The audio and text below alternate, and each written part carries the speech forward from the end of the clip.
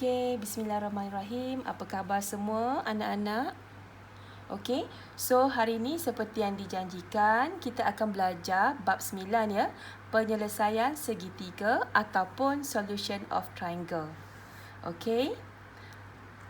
Okey, apakah yang kita akan pelajari pada bab ini ya? Okey, yang pertama ialah kita akan belajar apa dia petua sinus ataupun sine rule. Yang kedua, petua kosinus ataupun cosine rule. Dan yang ketiga, bagaimana hendak mencari luas segitiga. Dan yang keempat, kita akan melakukan aplikasi petua sinus, petua kosinus dan luas segitiga. Okey, so dalam tajuk ini kita hanya ada 4 saja yang perlu kita pelajari. Okey, tajuk ini penyelesaian segitiga, soalan yang akan dikeluarkan dalam peperiksaan SPM kita adalah pada kertas 2, bahagian C, dan markah yang diperuntukkan adalah 10 markah. Okey, seperti mana soalan yang tajuk yang kita dah pelajari sebelum ini, iaitu nombor indeks, dia juga dikeluarkan pada bahagian C dan markahnya 10. Okey, so ini adalah pasangan dia lah, solution of triangle. Okey. Okey, yang pertama kita akan pelajari apa dia petua sinus. Okey, petua sinus ataupun sine rule. Okey, ia berkenaan dengan segitiga. Okey, kita reverse balik apa yang kita telah pelajari semasa kita menengah rendah. Okey, berkenaan dengan segitiga. Kita telah pelajari berkenaan dengan segitiga bersudut tegak. Betul kan? Okey, dulu kita belajar berkenaan dengan segitiga bersudut tegak, bagaimana untuk mencari sisi, kita menggunakan teorem Pythagoras. Okey, dan bagaimana untuk mencari sudut, kita menggunakan trigonometri, iaitu Sochatua. Okey, so ini adalah dia punya kesinambungan dia. Okey, sebelum itu, teacher nak bagi tahu untuk solution of triangle kita menggunakan segitiga biasa, bukan segitiga bersudut tegak.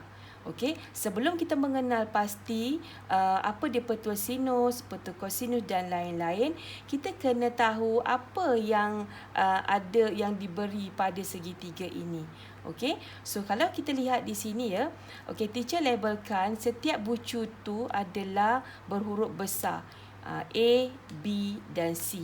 Ini adalah segitiga A, B dan C. Okey, so teacher gunakan huruf besar. Boleh? Okey, dan kita perhatikan di sini sisi dia. Okey, ni sisi. Sisi ini, sisi segitiga ini teacher gunakan huruf kecil.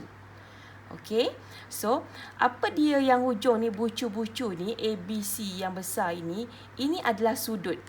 Okey, sudut A, sudut B dan sudut C. Manakala sisi yang huruf kecil ini, A, B, C ni adalah sisi dia. Okey, so nampak ada anak panah ni. Okey, ini menunjukkan, okey, sudut A, sisi bertentangan dengan sudut A, teacher labelkan sebagai A kecil. Okey, sudut B, teacher labelkan sisi bertentangan dengan dia adalah B kecil. Dan manakala sudut C, sisi yang bertentangan dengan sudut C adalah C kecil. Okey, so kita kenal pastikan ini dulu, hadamkan ini dulu, baru kita akan lihat apakah yang seterusnya. Okey. Okey, tengok tip Biastari ini. Okey, untuk menyelesaikan penyelesaian segitiga, sekurang-kurangnya 3 maklumat perlu ada atau diberikan untuk menyelesaikan masalah segitiga. Okey, ini juga kita kena kenal pasti. Nanti kita akan dengar apa dia sudut kandung, sudut bukan kandung. So, apa yang kita lihat di sini? Okey, apa dia sudut kandung dan sudut bukan kandung? Okey, kita tengok dulu apakah dia sudut kandung. Sudut kandung iaitu sudut ini dikandungi oleh 2 sisi. Di mana 2 sisi diberi dan sudut di tengah-tengah ini kita panggil dia sudut kandung. Okey, dan apa pula sudut bukan kandung? Sudut bukan kandung di mana bila 2 sisi ini diberi tetapi sudut yang lain selain daripada sudut C ini yang di tengah-tengah ini diberi sudut yang lain. So sudut yang A dengan B ni adalah sudut bukan kandung. Okey, di mana kalau kita tengok apa di sudut kandung, dua sisi kiri kanan ni diapit. Diapit oleh dua sisi ni. Yang tengah-tengah ini sudut kandung. Tapi kalau A dengan B ni, kalau kita tengok kat sini sisi dia tak bagi kan. Jadi A dengan B ni adalah sudut bukan kandung. Boleh?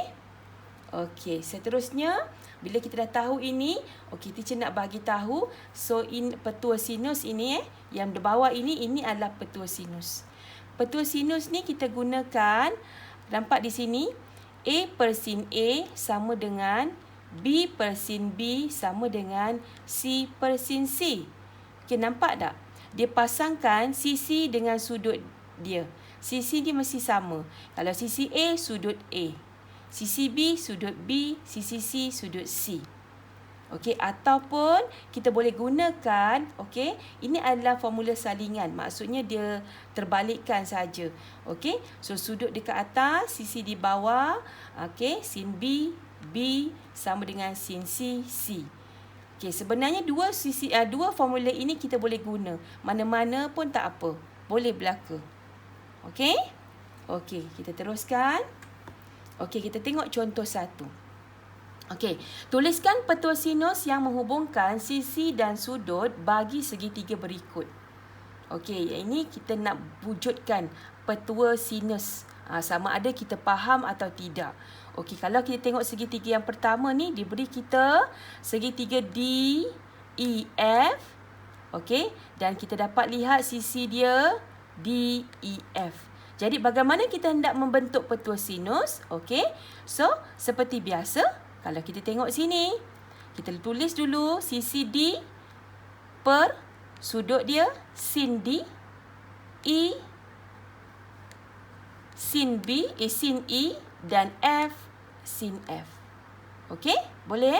Okey, petua sinus of course lah. Kalau kita tengok sini, kat bawah ni semua dia gunakan sin. Sin.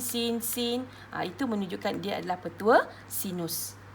Okey, bagaimana soalan B pula? Kalau kita tengok sini, dia beri kita segitiga HJK. So, bagaimana kita hendak membentuk petua sinus? Of course lah. Okey, sisi H per sin H, J per sin J, dan K per sin K. Okey? Itulah cara untuk membentuk petua sinus. Boleh? Okey, seterusnya.